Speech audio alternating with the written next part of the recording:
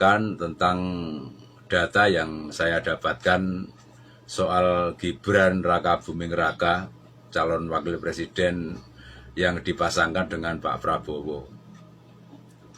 Beberapa waktu yang lalu saya sudah mengungkapkan kalau saya tidak akan memilih Pak Prabowo karena beliau itu merupakan seorang buron yang pernah terlibat pelanggaran hak asasi manusia, penculikan aktivis tahun 98.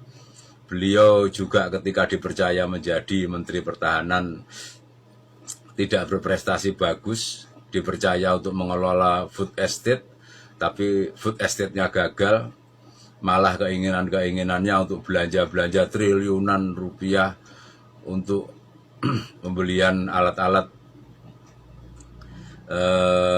militer yang ditolak oleh presiden juga begitu. Terus visi dan misi Pak Prabowo menjadi presiden lucu, ngasih makan gratis, susu gratis. Ya ngasih pekerjaan gitu loh, biar orang itu bisa mendapatkan penghasilan. Nah, andalan kok ngasih makan gratis, ini konyol ini. Nah, untuk yang Gibran ini saya dapati tentang rekam jejaknya. Sebelum menjadi wali kota Solo, Gibran ini menjadi pengusaha bersama-sama dengan Kaesang. Wah, ini kalau anaknya presiden tentunya kan usahanya besar dan luas. Yang pertama itu saya lihat ada usaha bikin kedai kopi, namanya Ternak Kopi. Dan itu dikabarkan berkembang sampai 40 cabang. Tapi kemudian pada tahun 2022 itu ada wawancara yang menyebutkan ketika Gibran menjadi wali kota dan diserahkan kepada Kaesang, bisnis ternak kopi ini tidak jalan. Ada lagi bisnis tentang makanan ringan, keripik begitu. Ini juga tidak jalan. Sudah katanya sukses, booming kemana-mana. Tapi ternyata harus bangkrut. Nah ini kan kalau pengusaha sudah modal banyak terus bangkrut, ini kan rugi terus. Terus bikin lagi katanya minuman khas daerah gitu, yang dikemas dengan modern, misalkan es doger begitu. Ini juga gagal juga. Sudah membuka cabang di mana-mana, habis uang banyak, tapi kemudian bangkrut lagi juga. Yang terakhir dia membuat aplikasi namanya aplikasi Madang. Bekerja sama dengan Universitas di Semarang. Madang ini aplikasi yang menjembatani kalau ada ibu-ibu yang masaknya enak, terus dicarikan pembeli itu. Jadi ibu ini pintar masak ini, pembelinya apa? Lah itu pakai aplikasi. Ternyata dari websitenya aplikasi ini juga sudah sepi dan ada keluhan dari pengguna aplikasi itu dananya hilang, dananya raib, uangnya raib. Gimana nih aplikasi kok nggak jalan, uang aplikasi saya bagaimana, sudah hilang juga begitu. Nah ini kan sudah jelas merugikan rakyat ini kalau sampai anaknya presiden berbisnis terus kemudian tidak bertanggung jawab seperti ini begitu. Dalam hal bisnis saja sudah tidak beres, apalagi kalau jadi wakil presiden. Waduh, hancur-hancuran. Pak Jokowi, bapaknya Gibran, memiliki usaha mebel. Dan usaha mebelnya sampai sekarang tetap jalan, bagus. Mestinya Gibran mencontoh bapaknya. Untuk bisa menjadi seorang tokoh, seorang pemimpin itu ya harus bisa mengelola sesuatu dan sukses di bidang itu.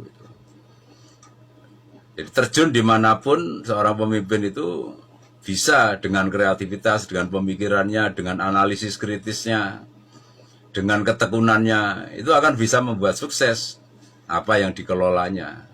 Sehingga ketika menjadi pemimpin, menjadi presiden atau wakil presiden, ya bisa mensukseskan negara dan bangsa ini.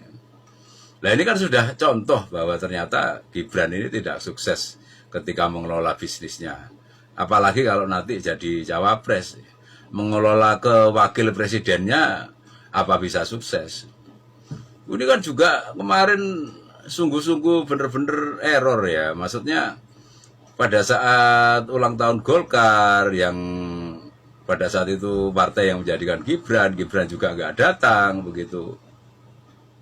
Ini kayak nggak karu-karuan gitu loh tindakannya Gibran, nggak jelas gitu loh. Nah kalau awal-awal ini nggak jelas ya Indonesia akan jadi negara yang nggak jelas juga kalau wakil presidennya seperti ini. Juga polemik, semua orang tahu bahwa lolosnya Gibran menjadi cawapres itu dengan polemik yang ada di MK terhadap pamannya Anwar Usman itu, dan ternyata Anwar Usman dibuktikan bersalah.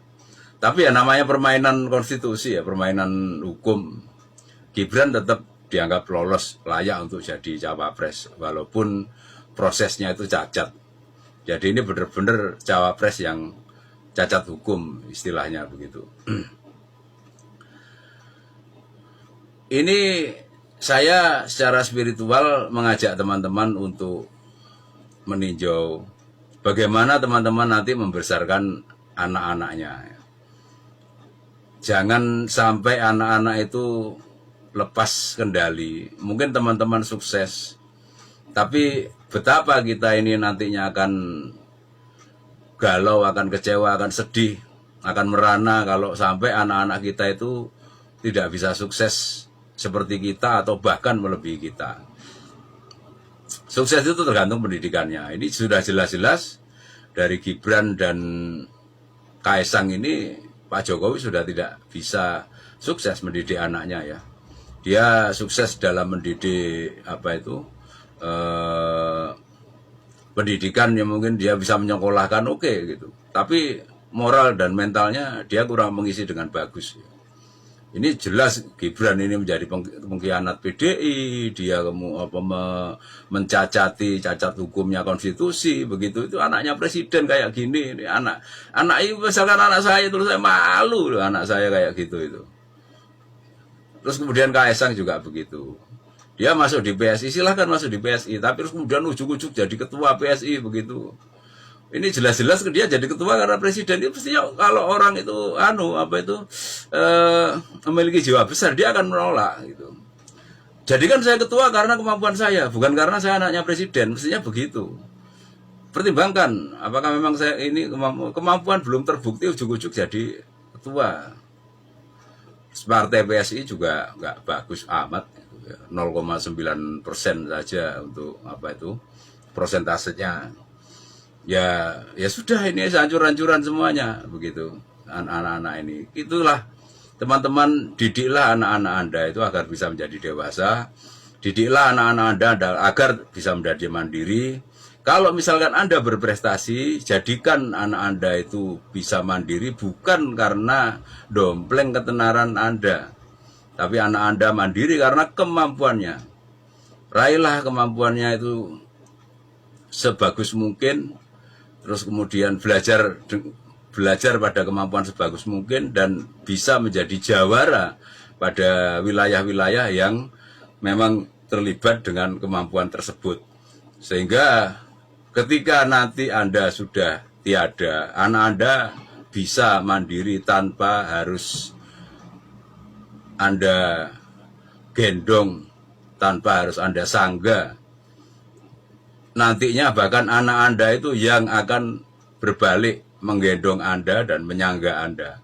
Itu cara pendidikan yang baik untuk generasi yang maju di masa depan. Jangan sampai generasi ini menjadi mundur. Gibran dan Kaesang itu merupakan contoh yang buruk mendidik generasi yang akhirnya mengarahkan ini menjadi generasi mundur. Coba ya nanti kalau Pak Jokowi sudah tidak menjabat, Gibran dan Kaesang ini hancur-hancuran. Buktikan saja omongan saya. Hancur-hancuran. Dia akan menjadi gelandangan politik, bisnisnya kacau, nggak karu-karuan. Itu yang akan terjadi. Demikian penjelasan saya, semoga bermanfaat bagi Anda semuanya dan semoga Anda semua tetap bersemangat melestarikan adat, tradisi, sejarah, budaya, dan spiritualitas Nusantara.